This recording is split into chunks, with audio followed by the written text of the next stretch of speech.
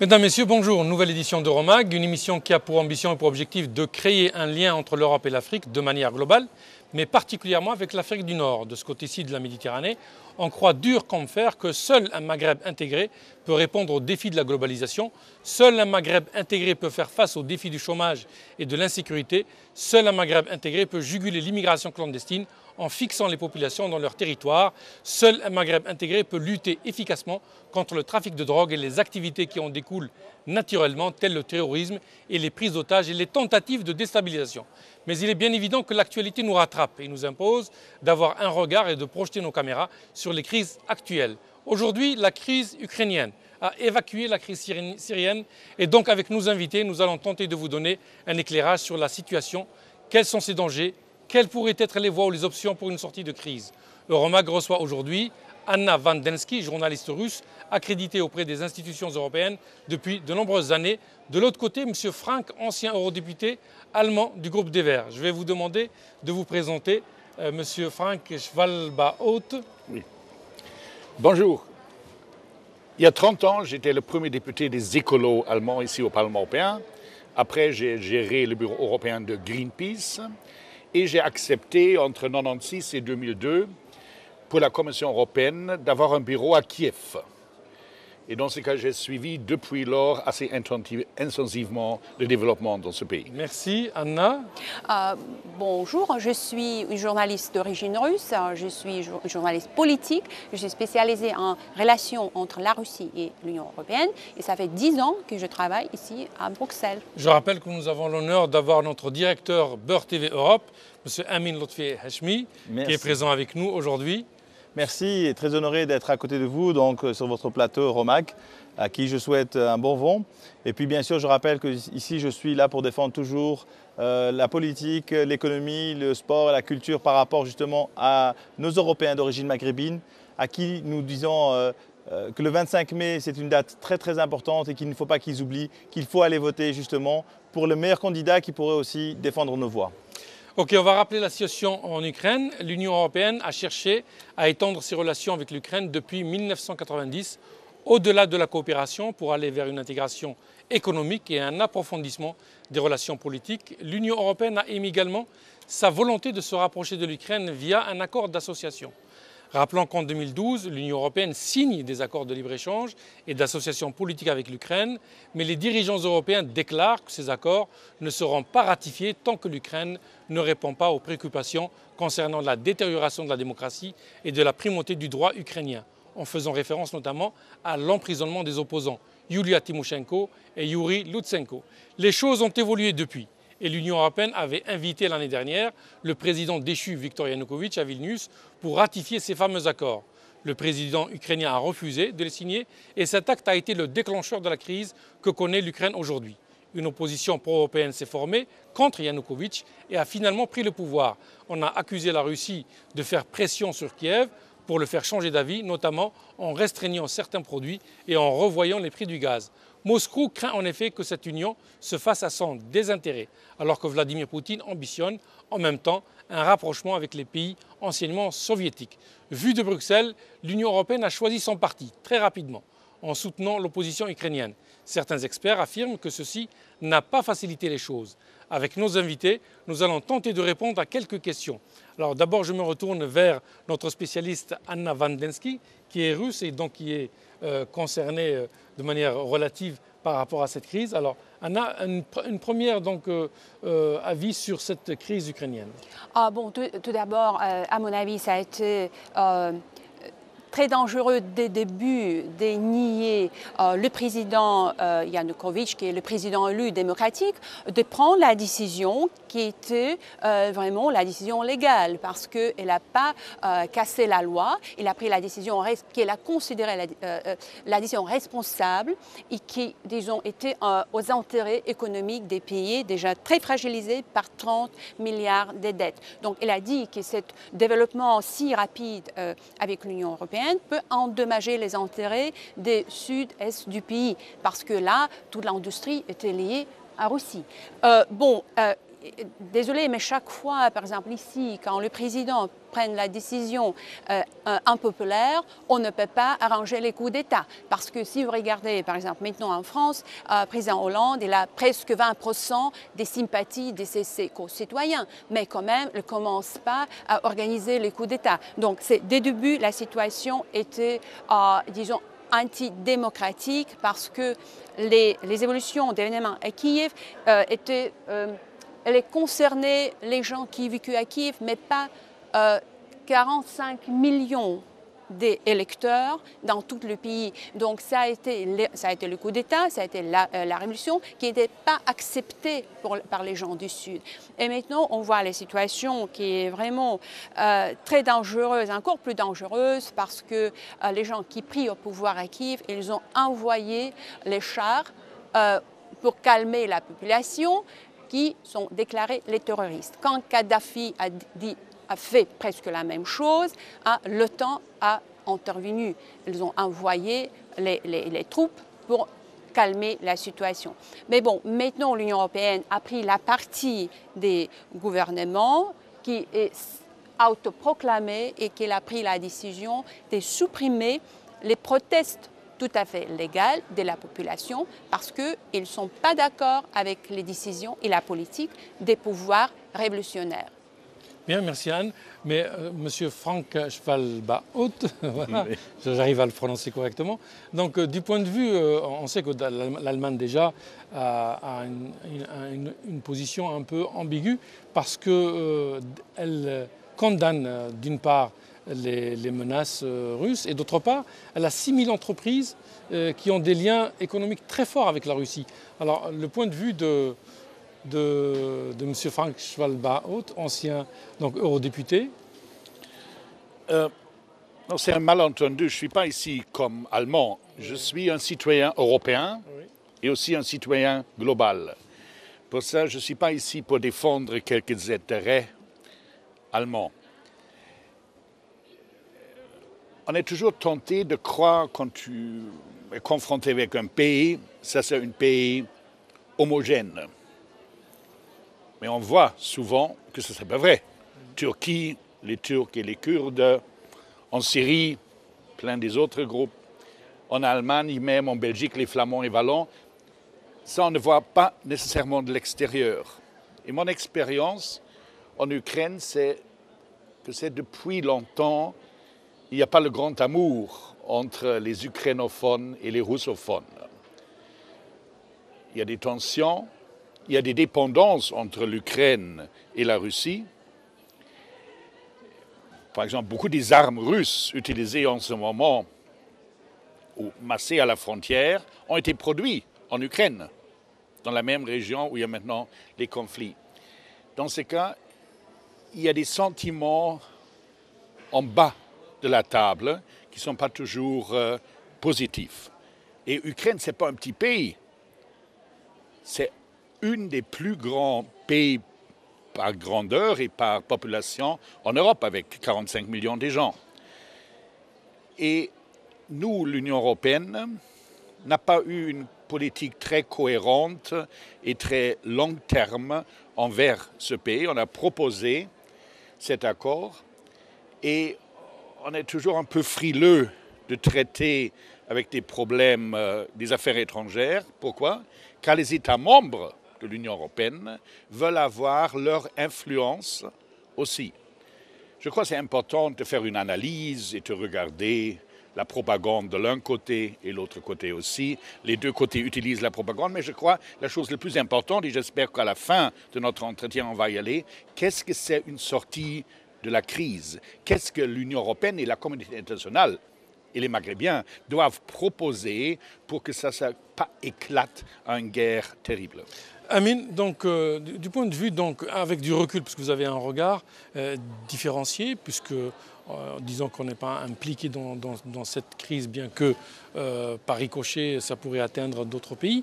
Ce regard un peu avec le recul sur cette crise ukrainienne. Alors, ce que j'aimerais dire, c'est que l'Union européenne nous a habitués à discuter, comme vous avez dit, avec des gouvernements. Donc pas avec des groupuscules ou des terroristes, parce qu'il faut quand même reconnaître certains partis en Ukraine ont plutôt une certaine tendance guerrière. Pour nous, en tous les cas, il est clair que l'Algérie est impliquée. Car aujourd'hui, l'Algérie est un ami de la Russie. Mais l'Algérie aussi a des accords avec l'Europe. Et justement, je peux vous le rappeler, ça fait une dizaine de jours, nous l'avions déjà annoncé. On demande à l'Algérie d'augmenter un petit peu ses ventes par rapport à l'Europe en termes gaziers. On sait très bien que la Belgique n'achète plus de gaz à l'Algérie depuis 2006. Exact. Mais aujourd'hui, il y a une ruée. D'ailleurs, M. Barroso était venu en Algérie pour ça. M. Didier Reynders est venu aussi pour ça. Et aujourd'hui, la France commence un petit peu à regarder les gaz où je suis, dans la région de Hadrar, où nous avons, en quelques mois, vu la présence de 4 grands groupes qui sont venus aujourd'hui prospecter le gaz. On parle du gaz conventionnel. Mais je rappelle que pour nous, le premier problème qu'il y a eu en Ukraine, c'est la recherche, la prospection du gaz de schiste par les sociétés américaines. Donc aujourd'hui, nous sommes aussi conscients, par ricochet aussi, parce que tout le monde veut exploiter aujourd'hui le gaz de schiste présent dans le sud algérien, où on sait qu'il est vraiment important. Mais nous avons une peur, puisqu'on parle aussi termes d'écologie et d'eau, c'est que dans le désert, on a de l'eau, mais si demain on commence à exploiter le gaz de schiste, on va avoir des gros problèmes pour notre nappe phréatique. Donc aujourd'hui, pour le Maghreb, tout ce qui se passe dans les pays ex-soviétiques, et surtout l'Algérie, c'est directement une implication politique, économique. Donc aujourd'hui, pour nous, on est très triste de ce qui se passe en Ukraine. Parce que ce qui se passe en Ukraine risque de se repasser chez nous, comme il s'est passé en Libye. La crise s'aggrave donc en Ukraine et on voit d'ailleurs que l'OTAN dernièrement ils ont annoncé qu'ils envisageaient probablement une présence militaire dans les pays de l'Est. Est-ce que ça vous inquiète, Anna Van? Oui, bien sûr, ça m'inquiète, mais je suis très reconnaissante à notre collègue qui a touché le sujet principal parce qu'on parle tellement de l'Ukraine parce que c'est le pays transitoire pour le gaz russe, parce qu'il n'y a pas de voie en direct, il y a les voies maintenant via la mer Baltique, mais ce n'est pas si considérable. Et maintenant, toujours depuis l'époque soviétique, c'est la provenance des gaz à l'Europe est sécurisée par les gazoducs qui passent par l'Ukraine. Le problème que tu as touché, qu'il y a les russophones. Je veux préciser, ils ne sont pas les russophones, ils sont les Russes. Parce que l'État, il y a 10 millions de gens russes, ethniquement russes, qui habitent en Ukraine. Ils ont un passeport, mais ils ont un passeport ukrainien. Et ils sont ethniquement russes. Comme ici, il y a 2 communautés. Il y a la communauté flamande et la communauté, laisse-moi terminer s'il te plaît, la communauté francophone, mais ils sont des ethnies différentes. Donc il y a les francophones qui viennent d'origine française et les flamands. Là aussi, l'État ukrainien a été créé, c'est un nouveau État. Ça a été créé par Lénine parce que ça n'existait avant plus jamais.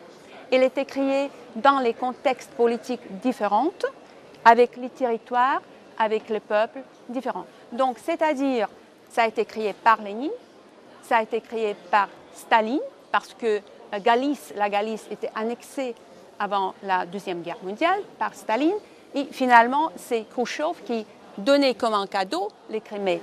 Bon, c'est le pays extrêmement complexe des débuts.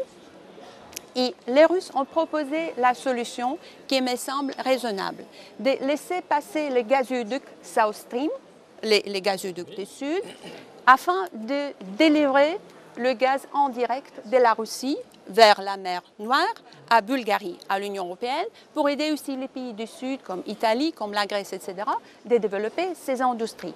Mais maintenant, à cause des situations politiques, parce que l'Europe, elle est tellement ravie de résoudre ces problèmes des natures différentes, économiques, financières, ils sont tellement ravis de vraiment diviser l'Ukraine parce que c'est politique, qu'il y a 2 côtés, c'est grâce aux Européennes. Parce que si tu regardes, quand la situation en Libye était critique, ils ont dit à Kadhafi, non, on ne peut pas tirer sur les gens. Mais maintenant, ces moments à Slaviansk, à Lugansk, c'est les gens, les civils qui sont tués, parce qu'ils ont déclaré les terroristes. Et pourquoi? Parce qu'ils ne sont pas d'accord avec la politique de Maintenant, c'est gouvernement autoproclamé.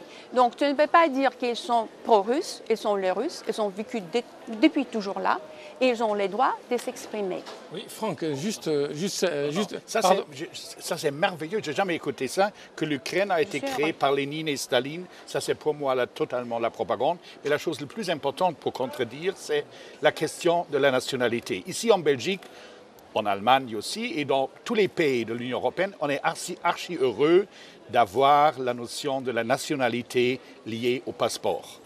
Belgique, il lui déroule au Premier ministre des parents italiens. Joël Miquel, ministre de l'Intérieur, grands-parents espagnols. Personne ne va dire ce sont des Italiens ou des Espagnols. La chose importante, la couleur du passeport, c'est la chose importante. Et les russophones à la frontière de l'Est de l'Ukraine sont des Ukrainiens. Ils ont un passeport ukrainien. Et un Algérien ici, ou un Marocain, Maghrébin, qui a demandé le passeport belge, il est pour moi un Belge. Avec des parents, ça ne m'intéresse pas. Et je crois qu'il faudrait arrêter de regarder qu'est-ce que c'était le lieu de naissance, la nationalité des parents, des grands-parents, des arrière-grands-parents. Non. Quelqu'un qui a un passeport ukrainien est ukrainien. Et il doit participer aux jeux démocratiques dans le pays. Et pour moi, c'est impossible. Quand je suis fâché avec la capitale, je prends une arme et j'occupe la mairie. J'occupe un bâtiment d'administration. Écoute, ça c'est l'anarchie dans le sens négatif. Ça ouvre la porte à des situations comme en Libye avec des milices qui disent « j'aime pas le ministère, j'aime pas ce ministère, j'aime pas le président ». Premier ministre qui font des choses avec les armes eux-mêmes. Non, c'est l'état de droit. Et l'état de droit, ça veut dire, quand tu es contre une décision dans la capitale, tu peux protester, mais tu peux prendre des armes et occuper des bâtiments. Ça, c'est inacceptable. Franck, pardon, mais là, c'est un problème politique. Parce que là, il s'agit de deux théories qui se confrontent pratiquement. Il s'agit donc de l'intangibilité des frontières, de un, et de deux, il s'agit aussi du droit des peuples de disposer d'eux-mêmes. Deux théories. D'ailleurs, on l'a vu dans le cas de la Serbie, avec le Kosovo, où là, l'Union européenne a applaudi la déclaration unilatérale d'indépendance du Kosovo. Elle n'a rien dit, alors que dans le cas de la Crimée, qui est exactement le même exemple, il n'y a pas un autre exemple, elle a crié au loup et elle a condamné. Donc, il y a cette approche qui me gêne. Les gens responsables, il dit, en Europe, étaient contre la prise des armes des Kosovars. Quand les résultats étaient là, on a dit d'accord, on devait maintenant accepter. Tout à fait. Mais une partie de la population, quand elle est mécontente avec la capitale, n'a pas le droit de prendre les armes contre le gouvernement dans la capitale. C'est impossible, c'est pas démocratique, c'est scandaleux. Juste avant de revenir chez toi, Anne, je voudrais demander à Amine cette différence entre l'intangibilité des frontières et justement le droit des peuples à disposer d'eux-mêmes. Alors, deux choses. Ici, nous sommes au cœur de l'Europe. Nous, en tant que médias, je reviens par rapport justement à la position de l'Europe, il y avait un président élu qui a eu des problèmes. Il est venu ici en Europe, qu'il ait signé, qu'il n'ait pas signé, il était en négociation. Et d'ailleurs, on le rappelle, nous, en tant que chaîne française, il y avait bien un ministre des Affaires étrangères qui était là-bas à La Réunion. Il y a eu un renversement pour nous. Il y a eu un problème. Donc ça veut dire que les armes, ce n'est pas le côté, c'est pas le président ukrainien qui a commencé. Et à ce moment-là, la position de l'Europe n'a pas été claire.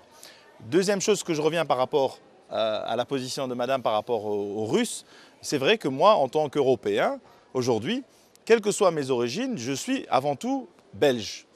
Là où je reconnais, c'est que quand il y a eu cette suppression de la langue russophone d'une partie en Ukraine, là nous étions complètement contre, car nous-mêmes en Algérie, nous défendons la liberté d'expression par rapport à la langue qui est utilisée. Donc, quand on enlève aux russophones, comme vous dites, la possibilité de s'exprimer dans un pays qui est leur pays, l'Ukraine, eh bien, nous revenons sur cette position-là.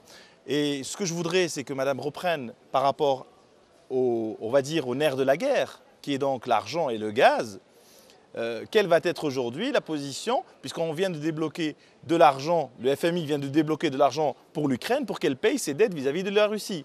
Alors qu'au départ, quand le président ukrainien était là, il y avait une baisse du prix du gaz, mais en plus une aide de 8 milliards, 15 milliards de dollars. Donc quelle est la situation pour vous par rapport à ça? Bon, tout d'abord, pour revenir à notre sujet, parce que ici en Europe, c'est la politique et multilinguisme, c'est-à-dire multilingue. Il y a 23 langues et chacun a le droit d'exprimer. Il y a aussi les langues régionaux. Et ça a été la faute globale et fatale du gouvernement de supprimer pendant 20 ans la langue russe. Parce que c'est la langue, c'est leur identité. La langue, c'est identité. Et le statut... On n'a pas supprimé. On pourrait s'exprimer dans l'est de l'Ukraine en russe, bien sûr. Et on a adopté, le nouveau Parlement a adopté une loi pour supprimer, mais on a vu que c'était pas du tout acceptable. C'était la pression de l'Union européenne et on n'a jamais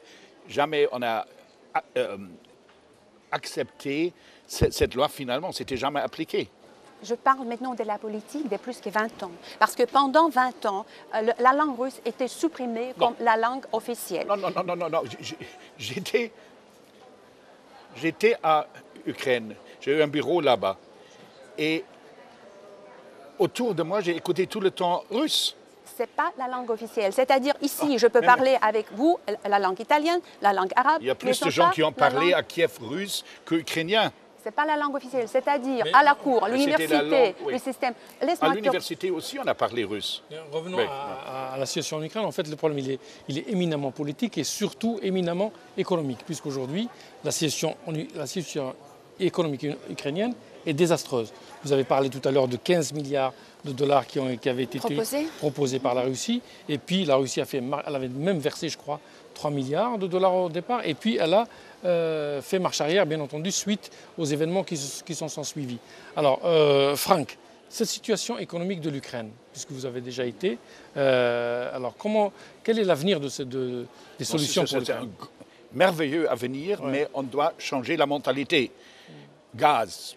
Il y a assez de gaz, assez de chauffage en hiver quand c'était chaud dans l'appartement.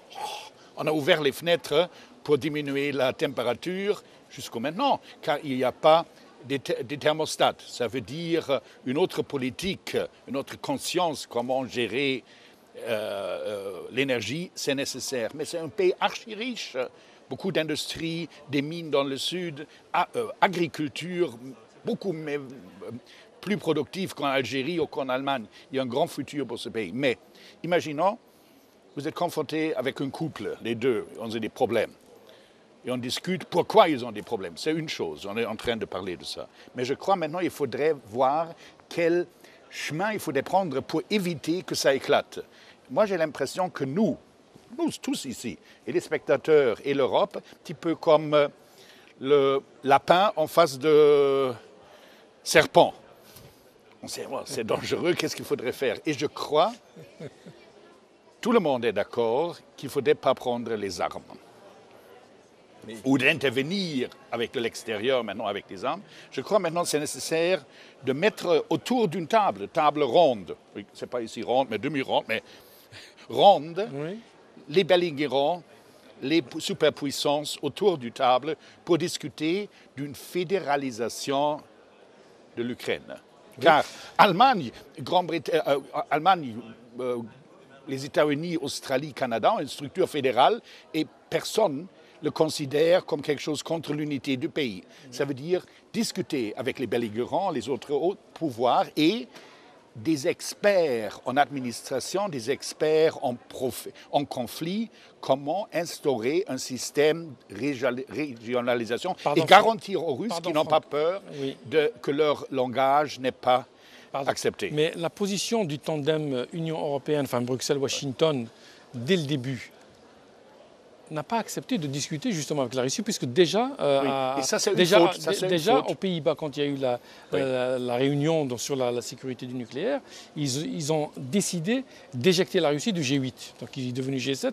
Ils ont également annulé le sommet de Sochi pour le mois de juin. Ils l'ont ramené ici à Bruxelles.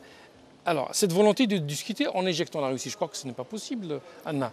Moi, je trouve que cette politique des sanctions n'est pas logique tout d'abord, parce que ce n'est pas le premier conflit sur les territoires ex-soviétiques, parce que ça a été le conflit des Karabakh, qui est toujours le conflit gelé. Il y a les conflits des Transnistrie, par exemple, ça a été la guerre en Tchétchénie. Écoute, laisse-moi dire quelque chose, hein, parce que ce n'est pas seulement toi. Non, franchement, parce que ce n'est pas le premier conflit. Quand l'Union soviétique a chuté, elle a chuté d'une manière spontanée. Ça a été vraiment pas discuté, les frontières n'étaient pas vraiment bien établies. Et parce que les pouvoirs centraux de Yeltsin à l'époque étaient très très faibles, les nationalistes sur place, ils prirent les armes et ça a fini dans les guerres sanglantes. Ça a été partout un peu. Mais à l'époque, c'est toujours, par exemple, dans les conflits de Nagorno-Karabakh, ils n'ont dû jamais impliquer les sanctions, malgré le fait qu'il y a les résolutions de l'ONU qu'il faut garder l'intégration des territoires d'Azerbaïdjan. Par exemple, ils n'ont dû jamais ici pris les sanctions contre les gens individuellement qui sont contre cette solution paisible de revenir à les frontières avant le conflit. Bon, ce n'est pas logique. Et aussi la deuxième chose, pourquoi et comment ils ont choisi les gens. Parce que parmi eux, il n'y a pas seulement les businessmen, mais il y a aussi Naryshkin qui est le président du Douma. C'est aussi les gens comme les journalistes, c'est les directeurs de la chaîne, parce que, à mon avis, l'Europe est vraiment très hypocrite. C'est la liberté de l'expression de nos collègues et c'est aussi le droit des peuples de s'exprimer, parce qu'on ne sait pas vraiment. C'est pour ça qu'il existe immunité des députés, parce qu'ils ont les droits de dire les opinions librement. Ici, c'est la suppression de la droit de s'exprimer. Donc, et moi, j'espère que les gens peuvent aussi aller à la Cour de Strasbourg, comme les Iraniens à l'époque, pour battre ces décisions qui étaient aussi opaques. Parce que nous verrons que les groupes est vraiment pas clair dans le sens, c'est très diversifié. Qui sont les critères? Pourquoi les gens sont choisis? Parce que moi, j'ai voulu voir plutôt les députés des Douma qui sont capables de venir ici, de discuter aussi au Parlement européen les problèmes de l'Ukraine. Maintenant, cette voie de la communication était coupée. Et merci. Donc l'Union... Je crois, à un point, elle a raison. Des sanctions, c'est quelque chose avec les gens avec lesquels on ne peut pas, qui ne sont pas fréquentables en ce moment avec les Iraniens. Mais les Russes, bien sûr, on a travaillé ensemble avec eux. Je crois que c'était une fausse piste, les sanctions. Maintenant, c'est nécessaire, négociation autour d'une table, OSCE, ce serait une bonne cadre à Vienne ou Genève avec la Nations Unies. Ça, c'est nécessaire à faire pour éviter qu'un fou furieux prenne une bombe à Kiev ou à Moscou, pouf, 70 morts, 80 morts. Ça, ce serait une raison. C'est le risque. Oui. Donc l'Union européenne, Amine, a une approche un peu ambiguë et un peu floue par rapport à ce qui se passe en Ukraine. Elle prend des sanctions, des mesures donc restrictives pour certaines personnes. Elle annonce probablement des sanctions économiques, mais sans faire le pas. Est-ce qu'on n'a pas l'impression que c'est des sanctions un peu timides, un peu réservées, un peu... Alors, j'aimerais corriger une chose. L'Union européenne représente 27 pays. 28 pays, Mabrouk.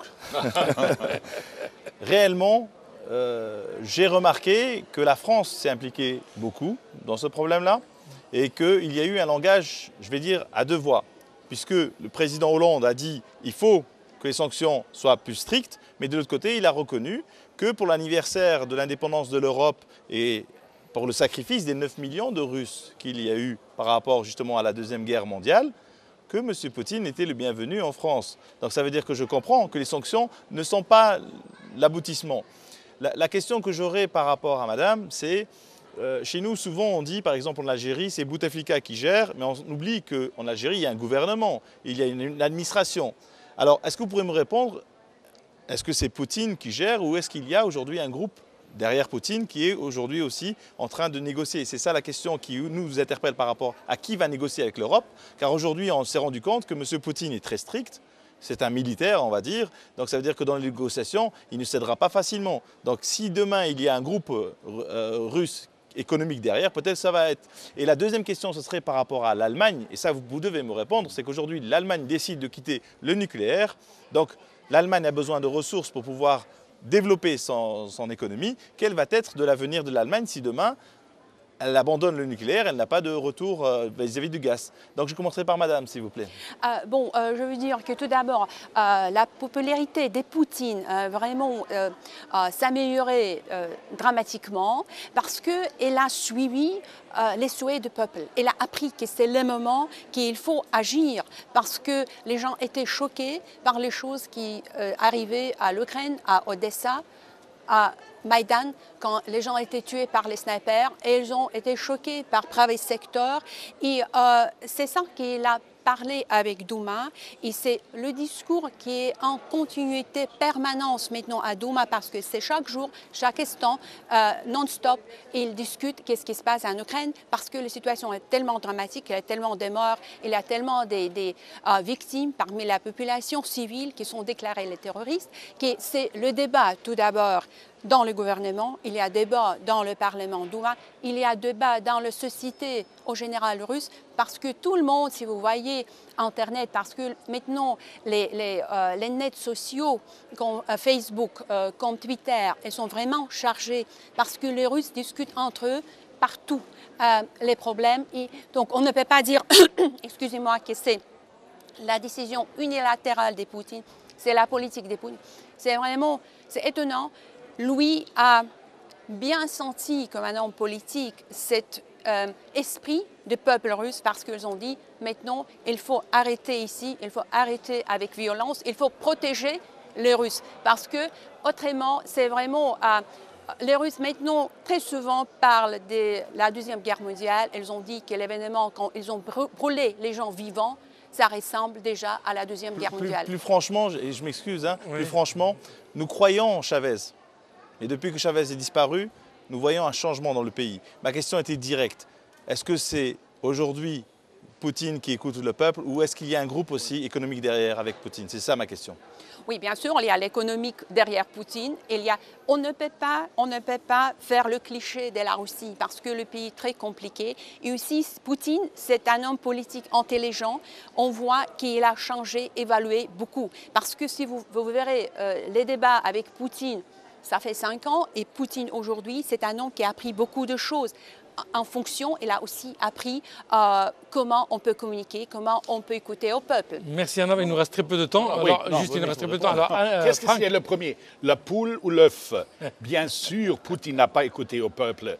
Poutine, il a vu que son peuple est en train de chercher une identité, et il s'est mis un petit peu comme macho, il se comporte comme un macho depuis des années, et maintenant c'est merveilleux pour lui, c'est le seul, le plus important macho. Et dans ces cas, je crois qu'il est sur une piste archi dangereuse. L'Allemagne, maintenant, votre question.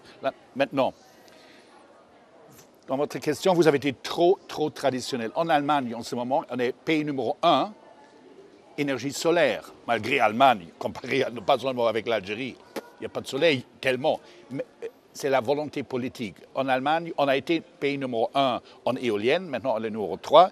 On a 30 000 éoliennes. Ça veut dire l'équivalent environ de 30 centrales nucléaires en éoliennes qui produisent environ l'équivalent de 10 centrales nucléaires, énergie éolienne. Dans ce cas, notre futur, c'est énergie renouvelable avec gaz et un petit peu charbon, mais ça va diminuer. Et dans ce cas, on négocie en ce moment, toute l'Union européenne, aussi de gaz qui vient pas seulement de votre pays, de l'Algérie, mais qui vient aussi de l'Azerbaïdjan via Turquie, Grèce, Albanie jusqu'en Italie. Dans ce cas, le futur de l'Allemagne va être énergie renouvelable. Maintenant, beaucoup de monde rigole et pense que c'est impossible. Mais ça va être un des grands atouts de l'Allemagne pour l'industrie allemande et pour toute l'Europe, qu'on peut montrer que le futur va être énergie renouvelable. Et j'espère qu'on va être assez raisonnable pour ne pas dire que l'Union européenne est hypocrite dans cette crise. Elle a été mal orientée envers les sanctions. Il faudrait maintenant être autour du table avec les Russes, avec les Américains, avec même des gens de Donetsk et les gens autoproclamés, les groupuscules, pour demander qu'est-ce qu'il faudrait faire et chercher un chemin en dehors avec une fédéralisation de les pays similaire à la fédéralisation dans beaucoup d'autres pays dans le monde où ça marche bien. C'est vrai qu'il y a beaucoup de pays qui ont choisi le modèle fédéral, qui est la solution, comme d'ailleurs ça a été le cas en Belgique, où on a vu qu'après des problèmes, des revendications linguistiques et des revendications communautaires, on a décidé donc de fédéraliser le pays, de permettre notamment l'officialisation des différentes langues, de permettre notamment de transférer certaines compétences pour certaines matières. C'est vrai que c'est la fédéralisation. Est-ce que vous croyez qu'en Ukraine, on pourrait fédéraliser facilement ? Oh, il y a deux processus maintenant. Il y a celle-ci qui pense toujours que c'est possible. Il y a celle-ci qui pense qu'après toute la violence et l'armée qui était impliquée contre le peuple, c'est déjà impossible. Parce qu'ils pensent que c'est vraiment la guerre que le régime à Kiev a déclaré au peuple des Est des pays. Et c'est pour ça que maintenant plusieurs hommes politiques là, les hommes politiques nouveaux, qui ne sont pas les oligarques, qui ne sont pas déclarés par les oligarchies, et ils sont les vrais gens qui ont apparu dans le moment de la crise.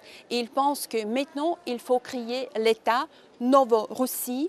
Donc, il faut revivre cette histoire, parce que Novorussie, ça a été à l'époque les territoires qui étaient dans, oui, ça a été le territoire russe, qui a été le territoire dans l'Empire russe. Donc maintenant, il y a deux pistes, et d'aujourd'hui, vous verrez qu'il y a tellement de gens qui supportent cette idée de créer plusieurs États. Donc on voit que la balkanisation, c'est la meilleure solution pour le pays. Non, écoute, on doit être pompier et pas quelqu'un qui souffle l'oxygène, et il ne faudrait pas exagérer. On a eu Guatemala, Burundi, Timor-Leste avec plus que 300 000 morts. On a le Rwanda avec 100 000 morts. Qu'est-ce que se passe maintenant en Ukraine, en Europe? On est tenté de dire 100 ou 1000 morts, c'est terrible, Mais comparé à d'autres conflits où on a trouvé une issue du crise, c'est très mince, très bas le nombre encore des morts. Et dans ce cas, il faudrait être autour du table pour éviter qu'il y ait beaucoup plus de morts et pas parler d'une balkanisation ou d'une coupée d'un pays. Mais finalement, la Russie, à un certain moment, on ne va pas l'aimer quand il y a des républiques à l'intérieur de la Russie. En Sibérie, vont dire on veut être indépendante. Ou les Kuriles, ils vont dire non, ils veulent attacher au Japon, quand ils ont été japonais avant. On ne doit pas ouvrir la boîte de Pandora, de donner à chaque petite province le droit de devenir un pays indépendant. Merci, car Franck. vous êtes pour un Maghreb intégré, nous sommes pour une Europe intégrée, et ça c'est une fausse piste. Mon dernier mot, et je le répète, nous sommes aujourd'hui le 7 mai. Le 8 mai 1945, on le rappelle à l'Europe. L'Europe a fêté la libéralisation contre le nazisme. Nous, en Algérie, ce fut un massacre de 45 000 personnes qui ont été tuées parce qu'elles sont sorties pour revendiquer leurs droits. Il ne faut pas l'oublier. Voilà ce que l'Europe, nous connaissions. Merci Amine d'avoir rappelé cet anniversaire, je peux dire anniversaire, je peux dire demain il y aura la commémoration bien sûr du 8 mai 1945 où Sétif a vécu un drame où il y a eu des milliers de morts algériens suite à leurs revendications, des droits tout simplement pour pouvoir vivre décemment. Merci Franck pour avoir participé à notre émission. Merci Anne de nous avoir éclairé sur le point de vue oriental. Merci Amine d'avoir participé à notre émission qui est bien sûr la vôtre puisque vous êtes le directeur de Beurre TV Europe, je le rappelle. Merci à nos téléspectateurs et bonsoir. Bonsoir. Au revoir.